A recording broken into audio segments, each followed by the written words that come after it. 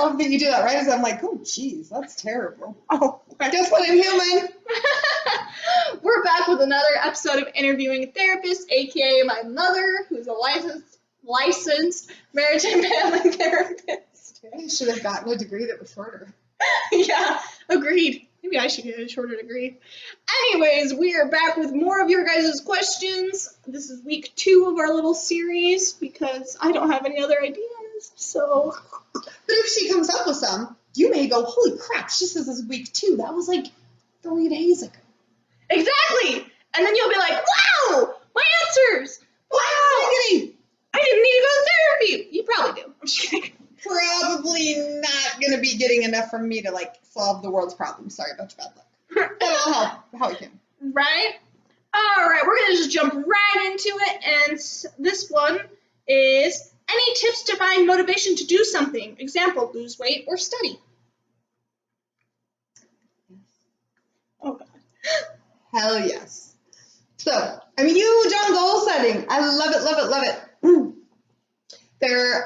Oh my gosh, I have so many, but I'll give 3.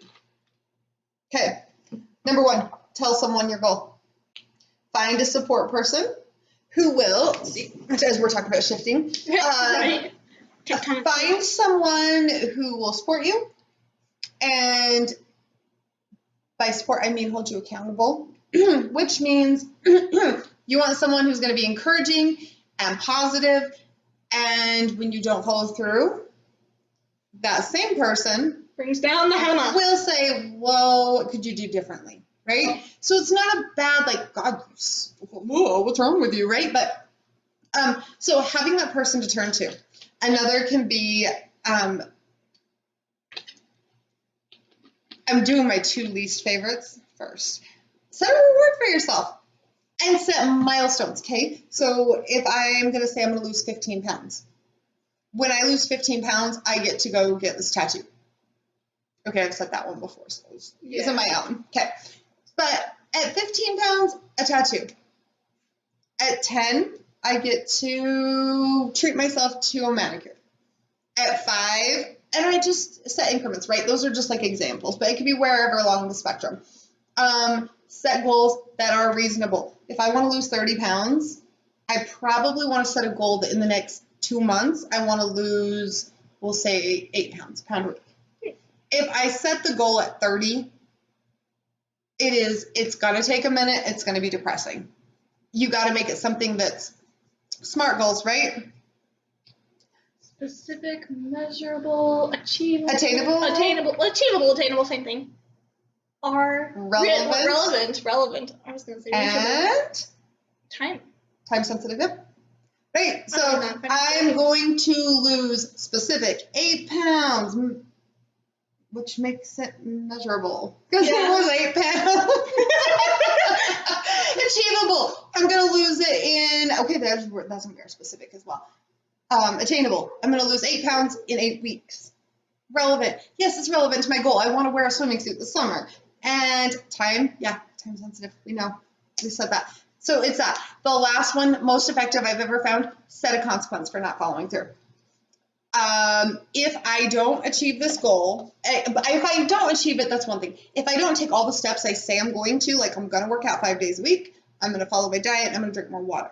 I'm going to track this. If I don't do it, this is the consequence. I'm going to give you $50. Sweet. Rewards are amazing. Consequences, not so and amazing. Someone who will hold you to them. Oh, they're great. They're motivators. It works. Worked for me every time. All right. On to question number 2. This one is a little more serious. I hear sounds repeat themselves, like I'll still hear a vacuum when it turns off. Is that bad?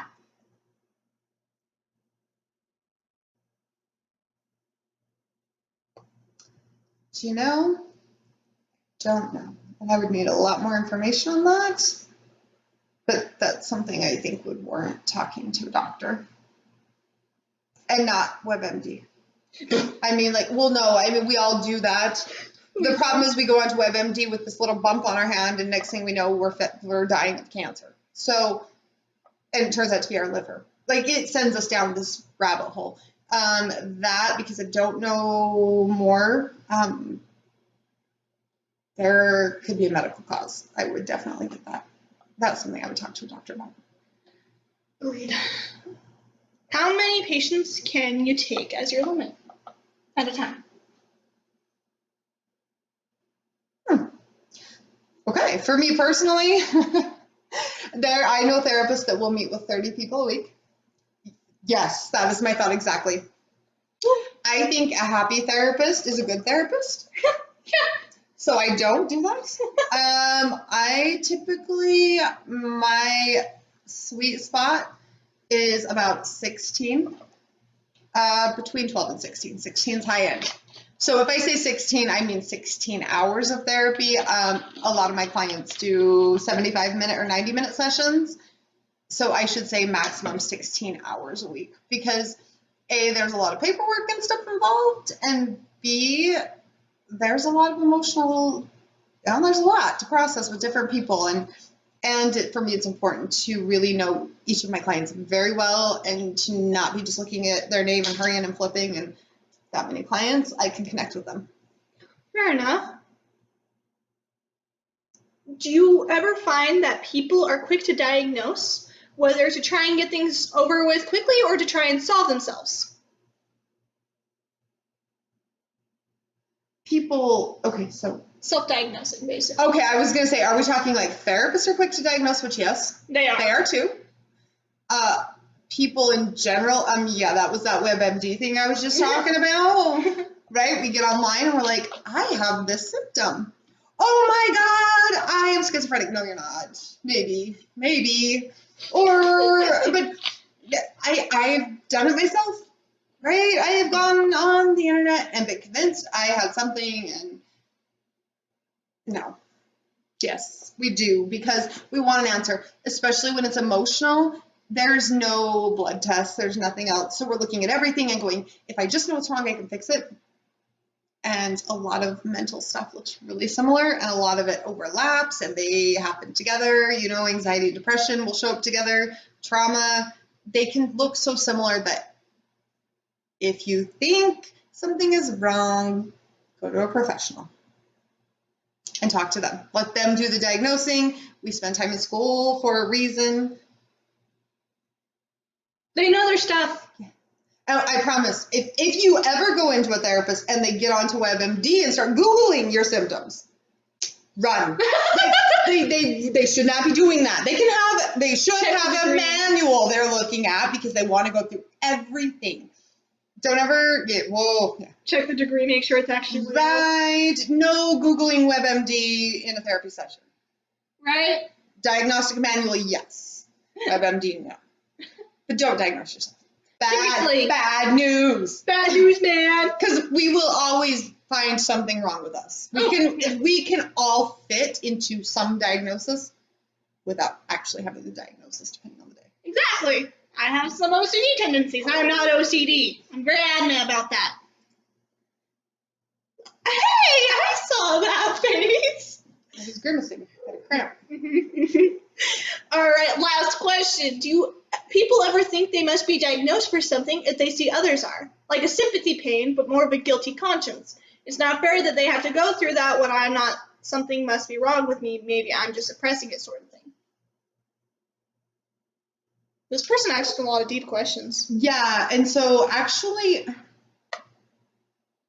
not like you're bipolar. I think I'm bipolar too. Right. Because I was going to say, that is it's a complicated question. I see a lot of people think they have something because someone else does, right? Like, oh my God, I have similar issues. I must have that too. Not necessarily. Okay, so I see that a lot. Typically, there was something about like suppressing it. Yeah, like maybe there's something. I'm not going through when I'm not. Something must be wrong with me. Maybe I'm just suppressing it. No, not everyone has like issues that are diagnosable. Believe it or not. Believe it or not, you might actually be mentally healthy. Right, and that doesn't mean that. Okay, and so everyone has times where things are bad.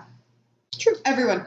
And sometimes there are things that are diagnosable. Sometimes there's just nothing to diagnose. It's just stress, and it's really bad.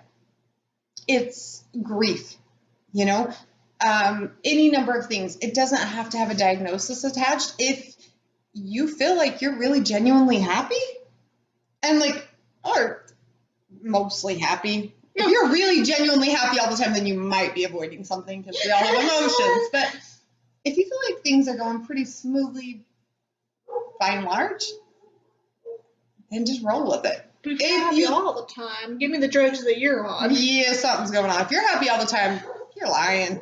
You're lying to everyone, yourself included. But if you feel like there's something you're avoiding, if in your mind there's this piece, am I avoiding something and I'm not looking at it, that's another story. And I think that's worth why do I feel like there's something I might be avoiding? Because that could mean something. Again, like I said in the last video, I'm only getting snippets here to work with without having a full conversation. It's hard to say for sure, but if you're really happy, genuinely. But if you're also actually genuinely curious if something really is wrong, like I said in the last video, I will be providing her information down below. And if you don't jive with her, not everyone does.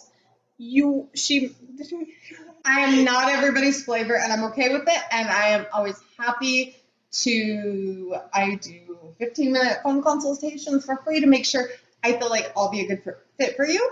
If you feel like I'll be a good fit for you, right? We want to both feel good about it. And if I think somebody's a better option, I always will give names and referrals. So I'm cool with that. I want to make sure everyone gets the best help they can. And I'm not the best fit for every person and every diagnosis and every problem. So I'm good with that. I like that. Some quality self-awareness right there. Something. Right? All right, guys. And that concludes this week's episode of Interviewing a Therapist. And if you guys have any questions, you're welcome to comment down below. Email me on my business email or go on her website and do some research for yourself. You'll probably get more results than WebMD. But anyways, we will be back next week. And by next week, I mean, we're probably going to film it now, but upload it in week 3 because, like I said, I'm lazy. My own avoidance right here. Maybe I should set some achievable goals. Right. You should too. All right, guys, and I'll see you next week.